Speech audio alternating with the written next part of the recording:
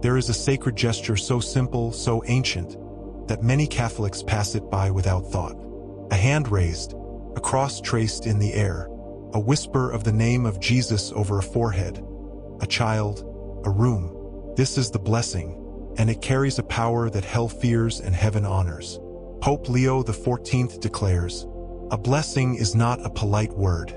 It is a sacred act that opens a window between earth and heaven." The Church teaches that blessing is not reserved only for priests. Fathers can bless their children.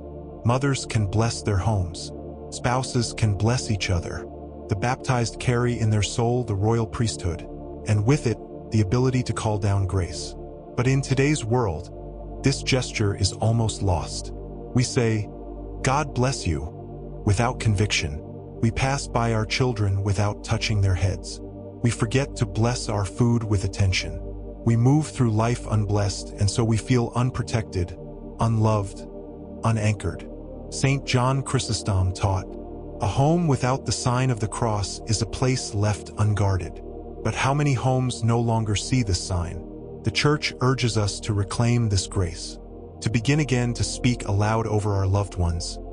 "May the Lord bless you and keep you," to place our hand on a child's head, not only in anger, but in protection, to trace the cross above the bed, the door, the heart.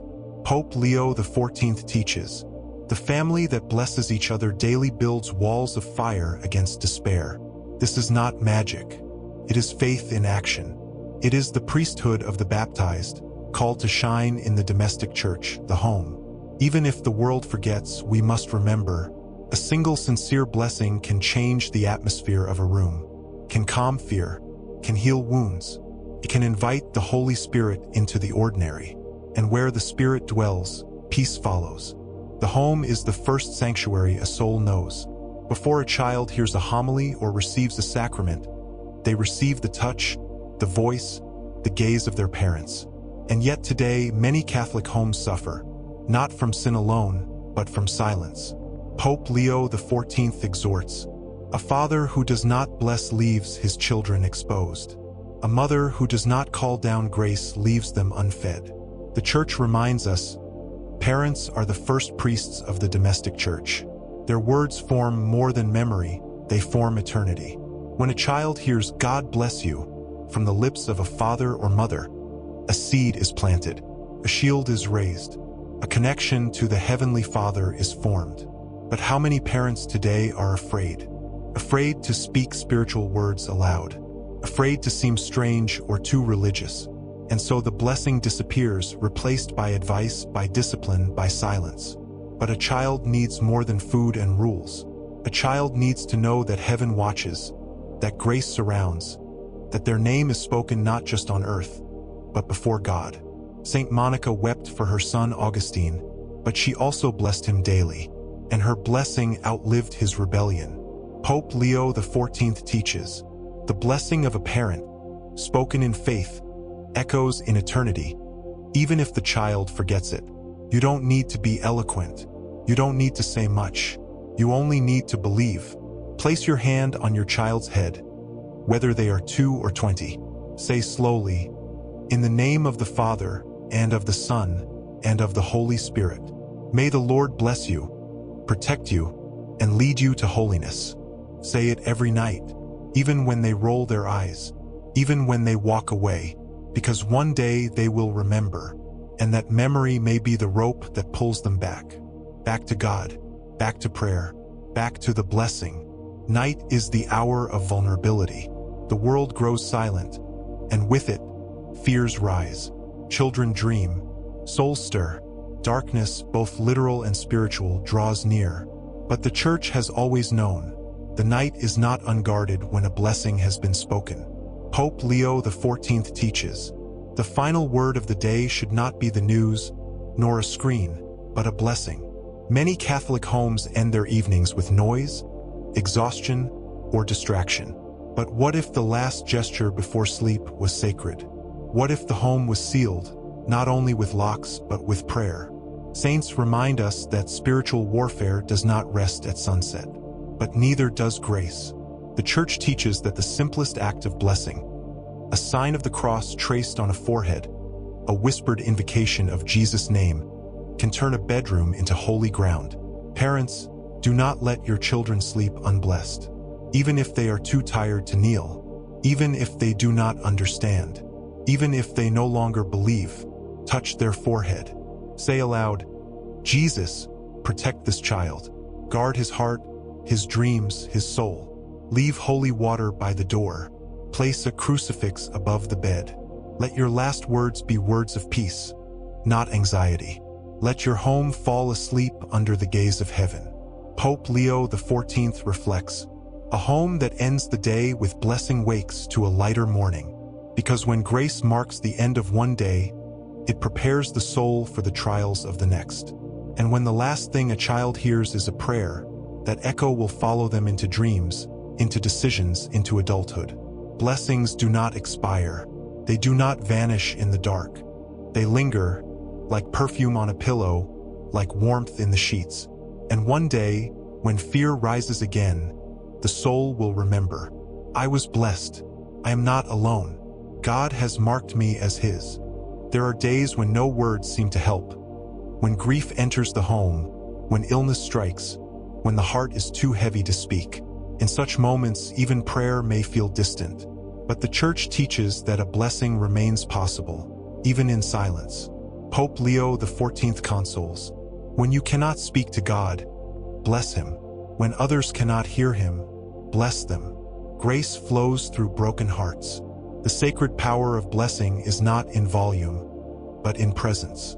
A hand laid gently on a shoulder, a cross traced on a trembling forehead, a whisper, Jesus, be near. These gestures say what words cannot. In times of suffering, many families grow quiet, not out of peace, but pain. They fear praying wrongly. They wait for healing before returning to faith. But blessing in sorrow is not a contradiction. It is a proclamation. God is still good. God is still here. Saint Joseph did not preach. He blessed by presence, by protection, by holding Jesus in the night. So too we can bless, not always by speaking, but by remaining, by being the hand that touches, the lips that whisper peace, the arms that say, you are not forgotten. Pope Leo XIV teaches, a blessing in suffering is a sword in the dark. It cuts despair and plants hope. Do not wait for strength. Do not wait for words. Bless the sick. Bless the grieving. Bless yourself, even through tears. Use oil. Use water, use the cross, use your trembling heart, and let grace do the rest. Because blessing is not magic. It is mercy in motion, and mercy always reaches those who cannot reach for it. Even in the dark, blessing speaks, and heaven hears. There is a strange paradox in modern Catholic homes. Countless blessed items, but so few blessed hearts. Holy water fonts on the wall, scapulars, crucifixes, rosaries, and yet the family lives untouched by daily grace. The Church teaches, sacramentals point to people, not the other way around. Pope Leo XIV corrects gently, the blessing is not for the thing, it is for the soul who uses it. Many Catholics believe that by blessing an object, they have sealed protection.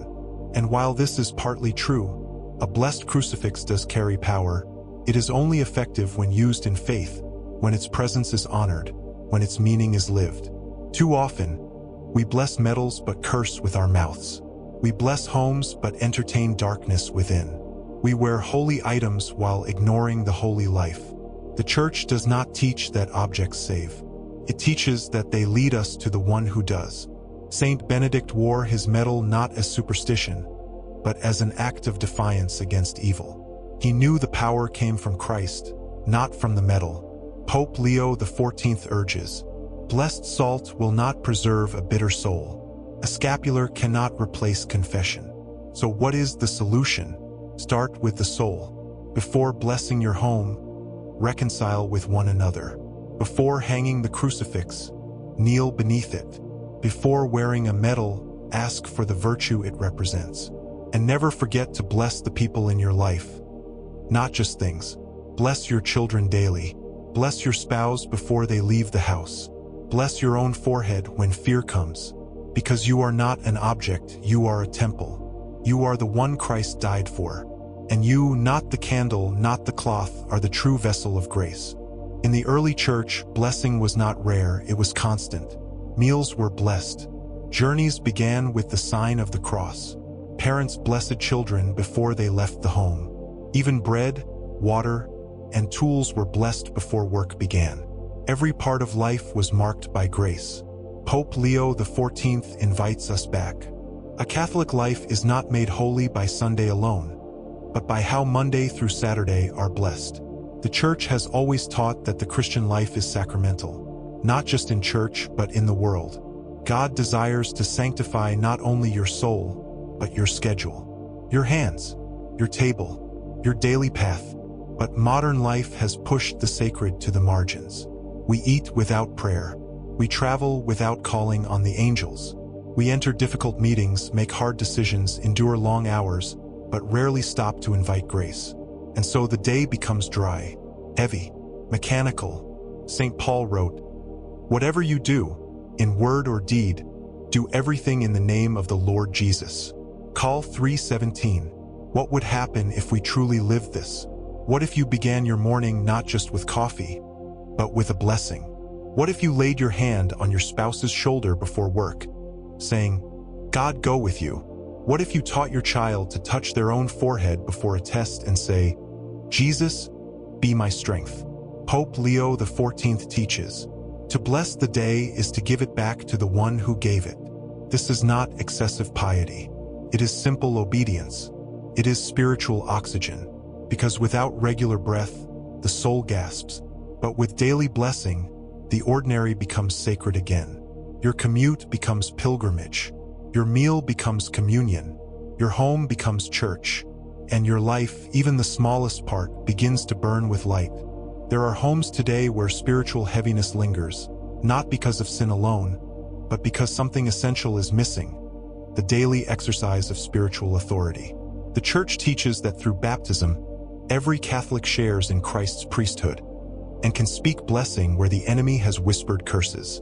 Pope Leo XIV declares, "Do not fear the shadows. A single sincere blessing can silence a legion." Some Catholics are troubled.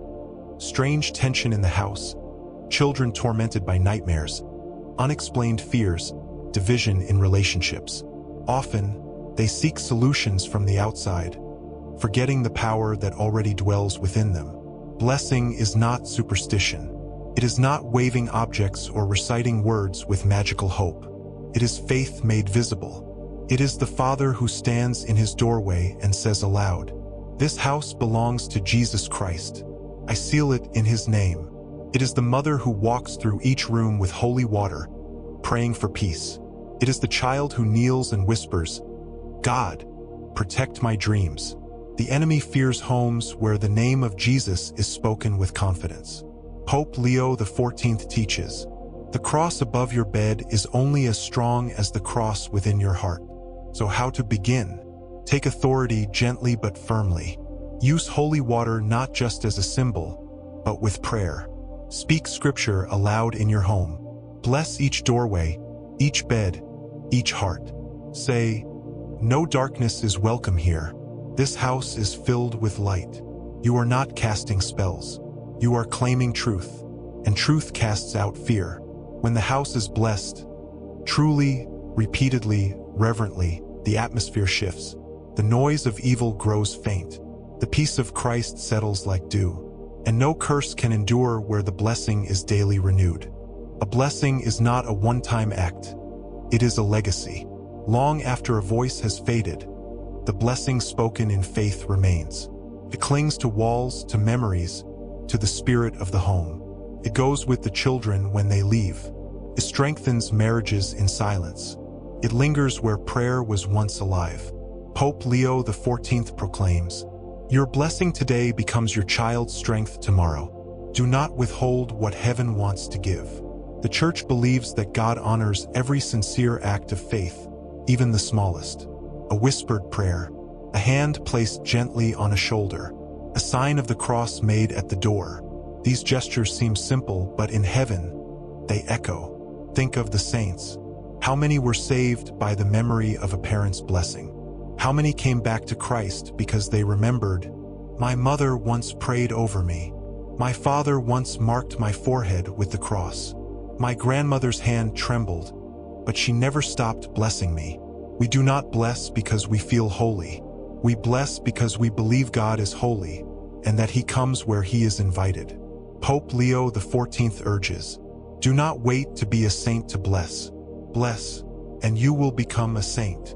Make blessing your habit, not for show, but for salvation.